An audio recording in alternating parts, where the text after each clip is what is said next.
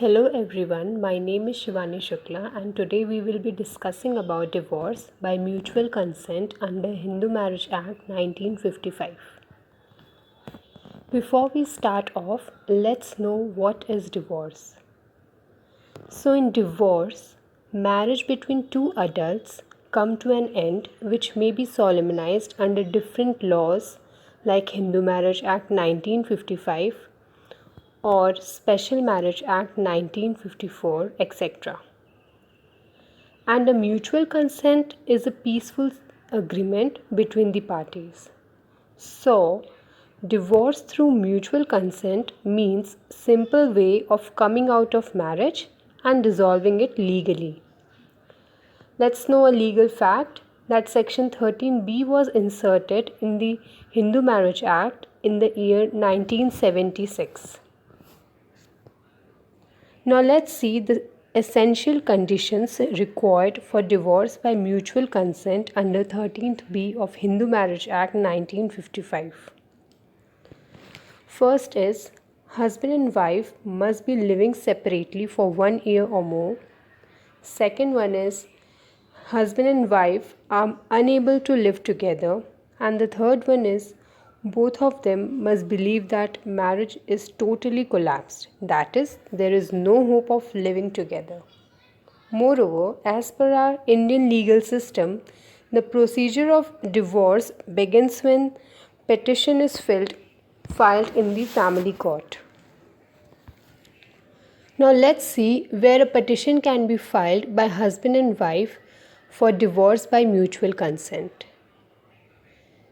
The first one is the last residence of the couple. The second place where the petition can be filed is the place where marriage was solemnized between husband and wife. And the last one is place the wife is residing at present. Before we begin with the proceedings, let's see what are the significant issues that need to be settled down before filing a petition for divorce. First is child custody. Here, under a mutual understanding, it is seen who will take the child's custody after divorce. Here, the first and paramount consideration is welfare and interest of child. But if the child is below the age of 5, he or she is usually awarded to mother. The second is alimony or maintenance. If any one of the party is unable to meet their daily expenses, then some amount is paid as alimony. If it is paid monthly, then according to Supreme Court, a benchmark is set of 25% of the monthly income of the other spouse. The third is settlement of property and assets. Here all the terms and conditions between husband and wife's separation is written, like settling the ownership rights of property and assets like bank account, movable assets, etc. Now let's see what are the steps taken to dissolve the marriage by mutual consent. First is filing a joint petition in family court. Then on the given date being present in the court. The third step is statement of oath. And after the statement of oath is made, the court gives time of 6 months to reconsider their choices. And if in any case they want to change their mind, the second appearance is made in the court.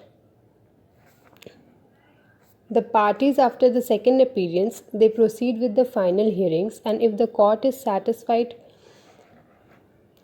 with the contents and in their petition are true or not, it is possibly and there is no possibility of reconciliation and cohabitation, the court passes a decree of divorce declaring the marriage dissolved. Now let's see a detailed version of the previously mentioned steps. The first step, that is filing a petition in family court. In this, both the spouse present a joint petition for dissolution of their marriage in family court, stating that they have mutually agreed to dissolve the marriage as they cannot live together or stating that they have been living separately for 1 year or more. And this petition needs to be signed by both husband and wife. The next step is appearance before the family court judge for first motion of divorce. Here, along with the legal counsels, both the parties come before the court. The judge goes through the contents of petition and documents present and tries to reconcile differences between husband and wife. But if it is not possible, the matter proceeds further. The third step is statement of oath. After going through the contents of the petition, the court may order the parties' statements to be recorded and in oath. In the fourth step, the first motion of order is passed and 6 months time period is given for second motion. Hereafter the statements are recorded.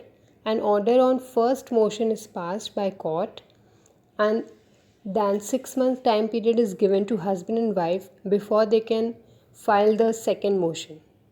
Here the maximum period to file the second motion is 18 months from the date of presentation of divorce petition in the family court. And if the parties do not file the second motion, the decree of divorce is not granted. The fifth step is second motion, hearing and final decree.